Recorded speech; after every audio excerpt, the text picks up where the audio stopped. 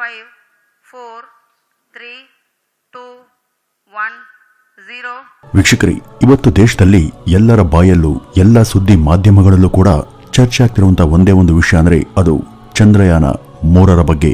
ವೀಕ್ಷಕರೇ, 2023 ಜುಲೈ 14ನೇ ತಾರೀಕು ಭಾರತೀಯ ಸ್ಪೇಸ್ ಚರಿತ್ರೆಯಲ್ಲಿ ಸುವರ್ಣಾಕ್ಷರಗಳಲ್ಲಿ ಬರೆದಿರಬೇಕಾದಂತಹ ಒಂದು ದಿನ. ಕಾರಣ ಇದೇ ಜುಲೈ 14ರ ಮಧ್ಯಾಹ್ನ 2:35 ಸರಿಸುಮಾರಿಗೆ ಭಾರತದ ಸ್ಪೇಸ್ ಸಂಸ್ಥೆಯಾದಂತಹ ಇಸ್ರೋ ತನ್ನ ಚಂದ್ರಯಾನ 3ಕ್ಕೆ ಭರ್ಜರಿ ಚಾಲನೆಯನ್ನ ಕೊಟ್ಟಿದೆ. ಈವರೆಗೂ ರಷ್ಯಾ, ಅಮೆರಿಕ ಹಾಗೂ ಚೈನಾ ಈ 3 ದೇಶಗಳು ಮಾತ್ರವೇ ಚಂದ್ರನ ಮೇಲೆ ಕಾಲಿಟ್ಟು ಬಂದಿವೆ. ಇದೀಗ ತನ್ನ ಚಂದ್ರಯಾನ 3ರ ಉಡಾವಣೆಯಿಂದಾಗಿ ಭಾರತ ಕೂಡ ಚಂದ್ರನ ಅಂಗಳಕ್ಕೆ ಕಾಲಿಡಲಿದೆ. ಈ ಮೂಲಕ ಚಂದ್ರನ ಮೇಲೆ ಕಾಲಿಡುವಂತಹ ವಿಶ್ವದ 4ನೇ ದೇಶವಾಗಿ ಭಾರತ ಗುರುತಿಸಿಕೊಳ್ಳುತ್ತೆ. ವೀಕ್ಷಕರೇ, ಈಗಾಗಲೇ ನಿಮ್ಮಲ್ಲಿ ಅನೇಕರು ನಿನ್ನೆಯ ಚಂದ್ರಮಾನ 3ರ ರಾಕೆಟ್ ಲಾಂಚ್ ಅನ್ನ ಟಿವಿ ಹಾಗೂ ಅಂತರ್ಜಾಲದಲ್ಲಿ ವೀಕ್ಷಿಸಿರಬಹುದು. ಅಷ್ಟಕ್ಕೂ ಈ ಚಂದ್ರಯಾನ 3 ಪ್ರಾಜೆಕ್ಟ್ ಅಂದ್ರೇನು, ಇದರಿಂದ ಭಾರತಕ್ಕೆ ಆಗುವಂತಹ ಪ್ರಯೋಜನಗಳೇನು, ಈ ಚಂದ್ರಯಾನವನ್ನ ಇಸ್ರೋ ಸಂಸ್ಥೆ ಸಾಧಿಸಿದ್ದು ಹೇಗೆ ಎಂಬ ಮುಂತಾದ ಆಸಕ್ತಿಕರ ಸಂಗತಿಗಳನ್ನ ಈ ಒಂದು ವಿಡಿಯೋದಲ್ಲಿ ಸಮಗ್ರವಾಗಿ ತಿಳಿತಾ ಹೋಗೋಣ ಬನ್ನಿ ವೀಕ್ಷಕರೇ. ಇಲ್ಲಿ ನೋಡಿ, ಇದು ನಮ್ಮ ಭೂಮಿ ಹಾಗೂ ಚಂದ್ರರ ಚಿತ್ರ. ಚಂದ್ರ ಭೂಮಿಯಿಂದ ಸರಿಸುಮಾರು 3,84,400 ಕಿಲೋಮೀಟರ್ನಷ್ಟು ದೂರ ಇದೆ. ಈಗ ಈ ಚಂದ್ರಯಾನದ ಮೂಲಕ ಇವರು ಮಾಡೋದು ಏನು ಅಂದ್ರೆ, ಭೂಮಿಯ ಕಕ್ಷೆಯಿಂದ ದೂರದ ಚಂದ್ರನ ಕಡೆಗೆ ಒಂದು ಯಂತ್ರ ಅಥವಾ ವಾಹನವನ್ನ ಉಡಾಯಿಸ್ತಾರೆ. ಈ ಹಿಂದೆ ಮಂಗಳಯಾನದ ಸಮಯದಲ್ಲಿ ಹೇಗೆ ಮಂಗಳನ ಅಂಗಳದತ್ತ ಒಂದು ಉಪಗ್ರಹವನ್ನು ಕಳಿಸಿದ್ರು, ಅದೇ ರೀತಿ ಹೀಗೆ ಉಡಾವಣೆಯಾಗುವಂತ ಇದು ಕೆಲವು ವಾರಗಳ ಬಳಿಕ ಚಂದ್ರನ ಮೇಲ್ಮೈ ತಲುಪಿ ಅದರ ಮೇಲಿಳಿದು ತಾನೇ ಸ್ವತಂತ್ರವಾಗಿ ಅಲ್ಲಿಯ ವಿಶೇಷತೆಗಳ ಬಗ್ಗೆ ಫೋಟೋವನ್ನು ಕ್ಲಿಕ್ಕಿಸಿ ನಮಗೆ ರವಾನಿಸುತ್ತೆ. ಹಾಗೂ ಅದು ಚಂದ್ರನ ನೆಲದ ಮಣ್ಣನ್ನು ಕೂಡ ಸ್ವತಃ ಪರೀಕ್ಷೆ ಮಾಡುತ್ತೆ. ಸ್ಥೂಲವಾಗಿ ಇದೇ ಚಂದ್ರಯಾನ 3ರ ಪ್ರಾಜೆಕ್ಟ್ನ ವಿವರಣೆ. ಈಗ ಈ ಚಂದ್ರಯಾನಕ್ಕೆ ಉಡಾವಣೆಯಾಗುವಂತ ರಾಕೆಟ್ಗೆ ಏನೇನ್ ಬೇಕು ಹಾಗೂ ಇದು ಹೇಗೆ ನಡೆಯುತ್ತೆ ಅಂತ ಸರಳವಾಗಿ ತಿಳಿಯೋಣ. ಇದಕ್ಕೆ ಮೊದಲು 3 ಮುಖ್ಯ ಉಪಕರಣಗಳ ಅಗತ್ಯ ಇದೆ. ಮೊದಲನೇದು ರಾಕೆಟ್, ಎರಡನೆಯದ್ದು ಲ್ಯಾಂಡರ್ ಹಾಗೂ ಮೂರನೆಯದ್ದು ರೋವರ್.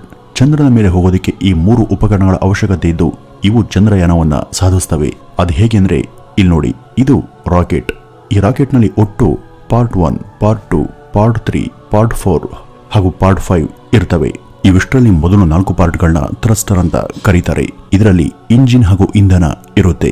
ಈ ಥ್ರಸ್ಟರ್ಗಳಿಂದಲೇ ಈ ರಾಕೆಟ್ ಮೇಲೆ ಹಾರೋದಕ್ಕೆ ಸಾಧ್ಯ ಆಗುತ್ತೆ. ಇವು ಇಲ್ಲದೆ ಹೋದ್ರೆ ರಾಕೆಟ್ ಮೇಲೆ ಹೋಗೋದಿಕ್ಕೆ ಸಾಧ್ಯವಿಲ್ಲ. ಇನ್ನು 5ನೇ ಪಾರ್ಟ್ನಲ್ಲಿ ಇದರ ಲ್ಯಾಂಡರ್ ಹಾಗೂ ರೋವರ್ ಇರುತ್ತೆ. ಈ 5ನೇ ಪಾರ್ಟ್ ಇದೆಯಲ್ಲ, ಇದು ಅತಿ ಮುಖ್ಯ ಭಾಗ. ಇದರಲ್ಲಿರುವಂತಹ ಲ್ಯಾಂಡರ್ ಹಾಗೂ ರೋವರ್ಗಳೇ ಕೊನೆಯಲ್ಲಿ ಚಂದ್ರನ ಮೇಲೆ ಲ್ಯಾಂಡ್ ಆಗೋದು. ಆದ್ರೆ ಉಡಾವಣೆಯಾಗೋದಕ್ಕೆ ಬೇಕಾಗುವಂತಹ ಮೊದಲ 4 ಪಾರ್ಟ್ಗಳು ಚಂದ್ರನ ಬಳಿಗೆ ಹೋಗುವಷ್ಟರಲ್ಲಿ ಇರೋದೇ ಇಲ್ಲ. ಅವು ರಾಕೆಟ್ ಸಾಗುವ ದಾರಿ ಮಧ್ಯದಲ್ಲಿನೇ ಬೇರ್ಪಟ್ಟು ಆಗಸದಲ್ಲಿ ಕಳಿಸಿ ಹೋಗ್ತವೆ. ಅವುಗಳ ಕ್ಯಾಪ್ ಕೂಡ ಬಿಚ್ಕೊಳ್ಳುತ್ತೆ. ಇದರ 5ನೇ ಪಾರ್ಟ್ನಲ್ಲಿರುವಂತಹ ಉಪಕರಣಗಳು ಮಾತ್ರವೇ ಕೊನೆವರೆಗೂ ಹಾಗೇನೆ ಇರ್ತವೆ. ಇದರಲ್ಲಿರುವಂತಹ ಲ್ಯಾಂಡರ್ ಅನ್ನುವ ವಸ್ತು ಅದು ಚಂದ್ರನ ಮೇಲೆ ಇಳಿದಾಗ ಈ ವಿಧದಲ್ಲಿ ಇರುತ್ತೆ. ರೋವರ್ ಇದರೊಳಗೆ ಇರುತ್ತೆ. ಇದು ಲ್ಯಾಂಡರ್ ಲ್ಯಾಂಡ್ ಆದ ಬಳಿಕ ಅಷ್ಟೇ ಅದು ಹೊರಗೆ ಬರುತ್ತೆ. ಚಂದ್ರನ ಮೇಲೆ ಓಡಾಡುವಂತಹ ಉಪಕರಣನೇ ಈ ರೋವರ್. ಈ ಸ್ಥಳ ನೋಡಿ, ಇದು ನಿನ್ನೆ ರಾಕೆಟ್ ಉಡಾವಣೆಯಾದಂತಹ ಸ್ಥಳ. ಇದು ಆಂಧ್ರ ಪ್ರದೇಶದ ಶ್ರೀಹರಿಕೋಟಾ ಎಂಬಲ್ಲಿ ಇದೆ. ಈ ರಾಕೆಟ್ನ ಹೆಸರು ಲಾಂಚ್ ವೆಹಿಕಲ್ ಮಾರ್ಕ್ 3. ಇದು ಭರ್ತಿ 14 ಅಂತಸ್ತಿನ ಕಟ್ಟಡದಷ್ಟು ಎತ್ತರ ಇರುತ್ತೆ. ಈ ರಾಕೆಟ್ ಉಡಾವಣೆಯಾದಂತಹ ಬಳಿಕ ಕೊಂಚ ಮೇಲೆ ಅದು ಹೋದಂತೆ ಅದರ ಪಾರ್ಟ್ 1 ಹಾಗೂ ಪಾರ್ಟ್ 2 ಎಂಬ 2 ಥ್ರಸ್ಟರ್ಗಳು ಕಳಚಿಕೊಳ್ತವೆ. ಇನ್ನಷ್ಟು ದೂರ ಹೋದಾಗ ಅದರ ಪಾರ್ಟ್ 5 ತೆರೆದುಕೊಳ್ಳುತ್ತೆ. ಇನ್ನಷ್ಟು ದೂರ ಹೋದ್ಮೇಲೆ ಅದರ ಪಾರ್ಟ್ 3ನ ಥ್ರಸ್ಟರ್ ಇಂಧನ ಮುಗಿದೋಗಿ ಅದು ಕೂಡ ಕಳಚಿಕೊಳ್ಳುತ್ತೆ. ಹಾಗೂ ಇನ್ನಷ್ಟು ಮೇಲೆ ಹೋದ ಬಳಿಕ ಅದರ ಪಾರ್ಟ್ 4 ಕೂಡ ಇಂಧನ ಖಾಲಿಯಾಗಿ ಅದು ಕೂಡ ಕಳಚಿ ಬೀಳುತ್ತೆ. ಕೊನೆಯಲ್ಲಿ ಎಲ್ಲ ಉದುರಿ ಅದರ ಲ್ಯಾಂಡರ್ ಮಾತ್ರ ಹಾಗೇನೆ ಉಳಿಯುತ್ತೆ. ಹಾಗೂ ಇದು ಚಂದ್ರನ ಅಂಗಳ ಸಿಗೋವರೆಗೂ ಕೂಡ ಪ್ರಯಾಣವನ್ನ ನಿಲ್ಲಿಸದೆ ಸಾಗುತ್ತೆ. ಇದು ನೇರಗೆರೆಯಲ್ಲಿ ಹೋಗದೆ ಈ ರೀತಿ ಭೂಮಿಯನ್ನ ಸುತ್ತುತ್ತಾ ಹೋಗುತ್ತೆ. ಇದ್ಯಾಕೆ ನೇರವಾಗಿ ಹೋಗದೆ ಹೀಗೆ ಸುತ್ತುತ್ತಾ ಹೋಗುತ್ತೆ ಎಂಬ ಗೊಂದಲ ನಿಮಗೂ ಕೂಡ ಇರಬಹುದು. ಈ ಪ್ರಶ್ನೆಗೆ ಮುಂದೆ ಉತ್ತರವನ್ನ ಕಂಡುಕೊಳ್ಳೋಣ. ವೀಕ್ಷಕರು, ಇದು ಕೆಲ ವಾರಗಳ ಬಳಿಕ ಚಂದ್ರನ ಅಂಗಳವನ್ನ ಸುರಕ್ಷಿತವಾಗಿ ತಲುಪುತ್ತೆ.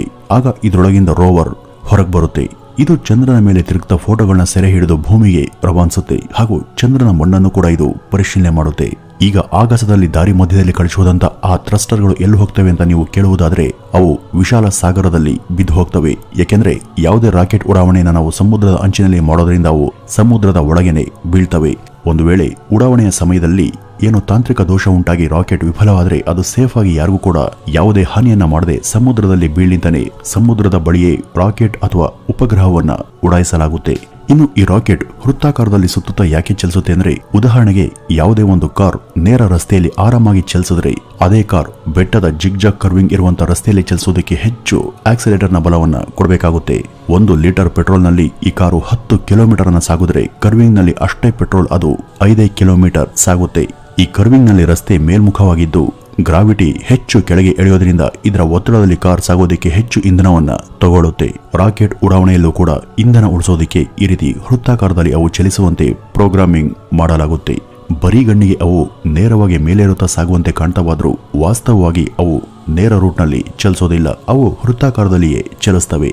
ಒಂದು ಸಲ ಅವು ಭೂಮಿಯ ಗುರುತ್ವವನ್ನು ದಾಟಿ ಚಂದ್ರನ ಗುರುತ್ವಕ್ಕೆ ಸಿಲುಕಿದರೆ ಚಂದ್ರನ ಗುರುತ್ವದ ಪ್ರಭಾವಕ್ಕೆ ತಿರುಗೋದಿಕ್ಕೆ ಶುರು ಮಾಡ್ತವೆ. ಇವು ಚಂದ್ರನ ಬಳಿಗೆ ನೇರವಾಗಿ ಕೂಡ ಹೋಗಬಹುದು, ಆದರೆ ಅದಕ್ಕೆ ಹೆಚ್ಚು ಇಂಧನ ಬೇಕು. ಇದಕ್ಕೆ ರಾಕೆಟ್ನ ಗಾತ್ರವೂ ಕೂಡ ಇನ್ನಷ್ಟು ದೊಡ್ಡದಿರಬೇಕು. ಆಗ ಅದರ ಭಾರ ಹೆಚ್ಚಾಗುತ್ತೆ. ಅದರ ಸಾಮಗ್ರಿಗೆ ಖರ್ಚಾಗುವಂತಹ ಹಣದ ಮೊತ್ತ ಕೂಡ ಹೆಚ್ಚು. ಹಣವನ್ನು ಉಳಿಸುವಂತ ಒಂದೇ ಸರಳ ಮಾರ್ಗವಾಗಿ ಈ ರೀತಿ ಅವು ವೃತ್ತಾಕಾರದಲ್ಲಿ ಸುತ್ತುತ್ತಾ ಹೋಗುವಂತೆ ಪ್ರೋಗ್ರಾಮಿಂಗ್ ಅನ್ನ ಮಾಡಲಾಗುತ್ತೆ ಅಷ್ಟೇ. ಇಲ್ಲಿ ರಾಕೆಟ್ ಉಡಾವಣೆಯನ್ನು ಆಗುತ್ತೆ, ಆದರೆ ಅದು ಚಂದ್ರನ ಅಂಗಳದ ಮೇಲೆ ಇಳಿಯುವ ಭಾಗನೇ ಅತ್ಯಂತ ಪ್ರಮುಖವಾದದು. ಕಾರಣ ಈ ಹಿಂದೆ ಜಪಾನ್ ಹಾಗೂ ಇಸ್ರೇಲ್ ದೇಶಗಳ ರಾಕೆಟ್ಗಳು ಹೀಗೆ ಚಂದ್ರನ ಮೇಲೆ ಲ್ಯಾಂಡ್ ಆಗುವಂತ ಸಂದರ್ಭದಲ್ಲಿನೇ ಫೇಲ್ ಆಗಿವೆ. ಜುಲೈ 14ರಂದು ಮಧ್ಯಾಹ್ನ 2:35ಕ್ಕೆ ರಾಕೆಟ್ ಲಾಂಚ್ ಆಯಿತು. ಇದು ತನ್ನ ಯಾನವನ್ನು ಕವರ್ ಮಾಡೋದಕ್ಕೆ 45ರಿಂದ 48 ದಿನಗಳ ಅವಧಿ ಬೇಕು.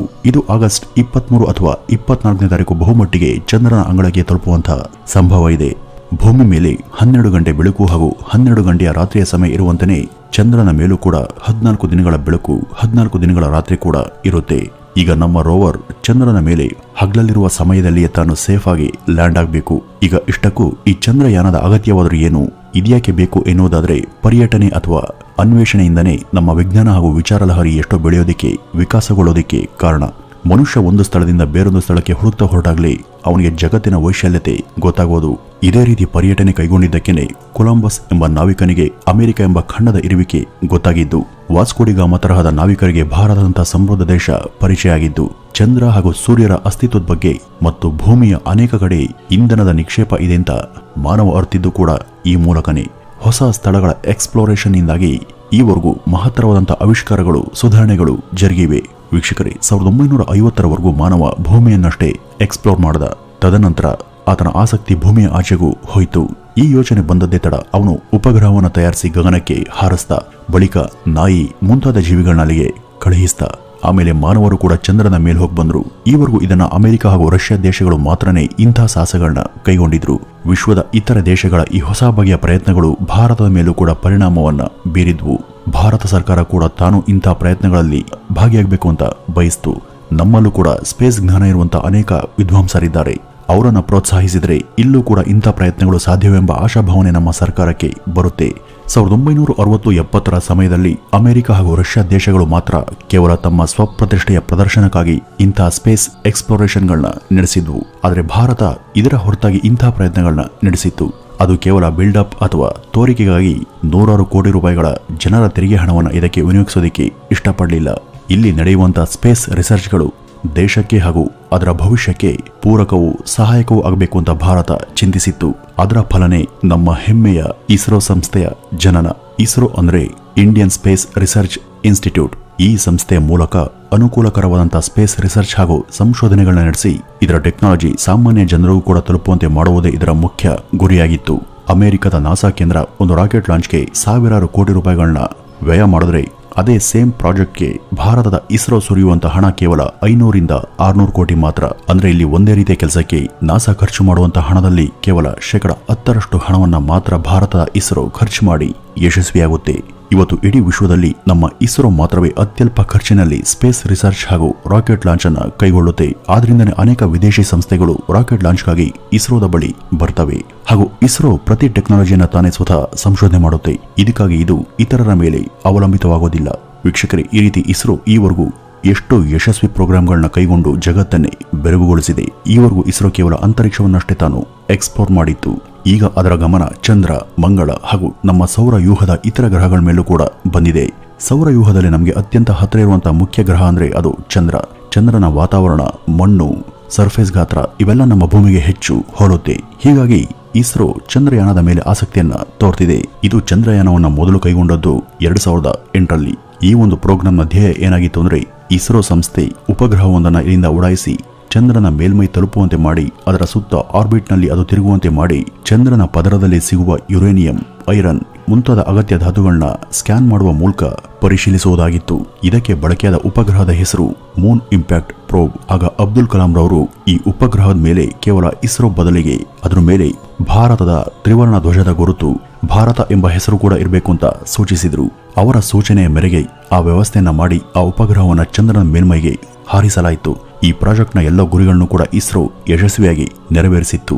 ಈ ಒಂದು ಪ್ರಾಜೆಕ್ಟ್ನಿಂದನೇ ಚಂದ್ರನ ಮೇಲೆ ಅಲ್ಲಲ್ಲಿ ನೀರಿನ ನಿಕ್ಷೇಪ ಇದೆ ಎಂಬ ಸಂಗತಿ ಗೊತ್ತಾಗಿದ್ದು ಈವರೆಗೂ ಕೂಡ ಯಾರಿಗೂ ಈ ಬಗ್ಗೆ ಖಚಿತತೆ ಇರಲಿಲ್ಲ. ಆದರೆ ಜಗತ್ತಿಗಿದ್ದಂಥ ಈ ಒಂದು ದೊಡ್ಡ ಗೊಂದಲವನ್ನು ಭಾರತದ ಇಸ್ರೋ ತನ್ನ ಯಾನದ ಮೂಲಕನೇ ಕನ್ಫರ್ಮ್ ಮಾಡಿಕೊಟ್ಟಿತ್ತು. ಒಂದಷ್ಟು ದಿನಗಳ ಕಾಲ ಚಂದ್ರನ ಕುರಿತಂತೆ ಅನೇಕ ಮಾಹಿತಿಗಳನ್ನ ಯಶಸ್ವಿಯಾಗಿ ರವಾನಿಸಿದಂಥ ಈ ಒಂದು ಉಪಗ್ರಹ ನಂತರ ವಿಫಲಗೊಳ್ಳುತ್ತೆ. ಆದರೂ ಕೂಡ ಅದು ತಾನು ಫೇಲ್ ಆಗುವ ಮುನ್ನ 95% ಕೆಲಸವನ್ನ ಮಾಡಿನೇ ಮುಗಿಸಿತ್ತು. ವಾಸ್ತವವಾಗಿ ಇಂಥ ಒಂದು ಉಪಗ್ರಹ 2 ವರ್ಷಗಳವರೆಗೂ ನಿರಂತರವಾಗಿ ಕೆಲಸ ಮಾಡಬೇಕು. ಆದರೆ ಅದರ ಮೇಲೆ ಸೂರ್ಯನ ಬೆಳಕಿನ ಶಾಖದ ಒತ್ತಡ ಅತಿಯಾಗಿ ಬೀರೋದ್ರಿಂದ ಅದು ಕೆಲಸವನ್ನ ನಿಲ್ಲಿಸಿತ್ತು. ಈ ಉಪಗ್ರಹ ಈಗಲೂ ಕೂಡ ಚಂದ್ರನ ಸುತ್ತ ಸುತ್ತುತ್ತಲೇ ಇದೆ. ಆದರೆ ಅದರ ಸಂಪರ್ಕ ಇಸ್ರೋ ಜೊತೆ ತುಂಡಾಗಿದ್ರೂ ಕೂಡ ಅದು ಒಂದಲ್ಲ ಒಂದು ದಿನ ಚಂದ್ರನ ಮೇಲೆ ಬಿದ್ದು ಕ್ರಾಶ್ ಆಗೋದು ನಿಶ್ಚಿತ. ಈ ಒಂದು ಪ್ರಾಜೆಕ್ಟ್ನ ಬಳಿಕ ಇಸ್ರೋ ಚಂದ್ರಯಾನ 2 ಎಂಬ ಹೊಸ ಪ್ರೋಗ್ರಾಂಗೆ ಚಾಲನೆ ಕೊಡ್ತು. ಈಗ ಲಾಂಚ್ ಆದಂಥ ಚಂದ್ರಯಾನ 3 ಹಾಗೂ ಕಳೆದ ಸಲದ ಚಂದ್ರಯಾನ 2 ಎಂಬ ಈ 2 ಪ್ರಾಜೆಕ್ಟ್ಗಳು ಕೂಡ ಒಂದೇ. ಕಾರಣ ಆಗ ಚಂದ್ರಯಾನ 2 ಕಾರಣಾಂತರಗಳಿಂದ ವಿಫಲಗೊಂಡಿತ್ತು. ಈಗ ಅದನ್ನೇ ಚಂದ್ರಯಾನ 3 ಎಂಬ ಹೆಸರಲ್ಲಿ ಮರುಚಾಲನೆ ಕೊಟ್ಟಿದ್ದಾರೆ. ಇಲ್ಲಿ ಇರುವಂತ ಒಂದೇ ಒಂದು ವ್ಯತ್ಯಾಸ ಏನು ಅಂದ್ರೆ ಚಂದ್ರಯಾನ 3ನಲ್ಲಿ ಚಂದ್ರನ ಸುತ್ತ ಸುತ್ತುವ ಹೊಸ ಉಪಗ್ರಹ ಯಾವುದೂ ಇಲ್ಲ. ಕಾರಣ ಅಂಥ ಒಂದು ಉಪಗ್ರಹವನ್ನಾಗಲೇ ಚಂದ್ರಯಾನ 2ರ ಮೂಲಕ ಗಗನಕ್ಕೆ ಹಾರಿಸಲಾಗಿದೆ. ವೀಕ್ಷಕರೇ, ಇದಿಷ್ಟು ಕೂಡ ಚಂದ್ರಯಾನ 3ರ ಬಗ್ಗೆ ನಾವು ತಿಳಿಯಬೇಕಾದಂಥ ಒಂದಷ್ಟು ವಿಷಯಗಳು. ಈ ಚಂದ್ರಯಾನಕ್ಕೂ ಮೊದಲು ಇಸ್ರೋದ ವಿಜ್ಞಾನಿಗಳು ತಿರುಪತಿಗೆ ಭೇಟಿ ಕೊಟ್ಟು ಪೂಜೆಯನ್ನು ಕೈಗೊಂಡಿದ್ದು ನಿನ್ನೆ ಬಹಳ ಚರ್ಚೆಗೆ ಗ್ರಾಸವಾಗಿತ್ತು. ವೀಕ್ಷಕರೇ, ನನ್ನ ವೈಯಕ್ತಿಕ ಅಭಿಪ್ರಾಯದಲ್ಲಿ ಇಸ್ರೋದ ತಜ್ಞರು ಹೀಗೆ ಮಾಡಿದ್ರಲ್ಲಿ ತಪ್ಪೇನಿಲ್ಲ. ವಿಜ್ಞಾನಿಗಳು ದೈವಾರಾಧಕರಾಗಬಾರ್ದು ಅಂತ ಯಾವ ಕಾನೂನು ಕೂಡ ಇಲ್ಲ. ಇಲ್ಲಿ ನಮ್ಮ ತರ್ಕಕ್ಕೆ ಸದಾ ಒಗಟಿನಂತೆ ಇರುವಂತ ಈ ಬ್ರಹ್ಮ ರಹಸ್ಯನೇ ದೇವರು ಎಂಬುದು ನಮ್ಮ ವಾದ ಹಾಗೂ ನಂಬಿಕೆ ಕೂಡ. ಈ ಚಂದ್ರಯಾನ 3 ಯಶಸ್ವಿಯಾಗಲಿ ಹಾಗೂ ಈ ಮೂಲಕ ವಿಶ್ವದ ಸ್ಪೇಸ್ ಚರಿತ್ರೆಯಲ್ಲಿ ಭಾರತದ ಇಸ್ರೋ ಸಂಸ್ಥೆ ಹೆಸರು ಅಜರಾಮರವಾಗಿ ಉಳಿದು ರಾರಾಜಿಸಲಿ ಮತ್ತು ಇಸ್ರೋ ಸಂಸ್ಥೆ ಮುಂದೆ ಕೂಡ ಇಂಥ ಇನ್ನೂ ಅನೇಕ ಮಹತ್ತರ ಪ್ರಯತ್ನಗಳಿಗೆ ಸಾಕ್ಷಿಯಾಗಲಿ ಎಂಬ ಹಾರೈಕೆಯೊಂದಿಗೆ ಈ ಒಂದು ವಿಡಿಯೋವನ್ನ ಇಲ್ಲಿಗೆ ಮುಗಿಸೋಣ. ಇನ್ನು ಈ ಚಂದ್ರಯಾನ 3ರ ಬಗ್ಗೆ ನಿಮ್ಮ ಅನಿಸಿಕೆ ಏನು ಅಂತ ಮರೆಯದೆ ಕಮೆಂಟ್ನ ಮೂಲಕ ತಿಳಿಸಿ ಅಂತ ಹೇಳ್ತಾ ಮತ್ತೆ ಮುಂದಿನ ವಿಡಿಯೋದಲ್ಲಿ ಭೇಟಿಯಾಗೋಣ. ಅಲ್ಲಿವರೆಗೂ ನಮಸ್ಕಾರ.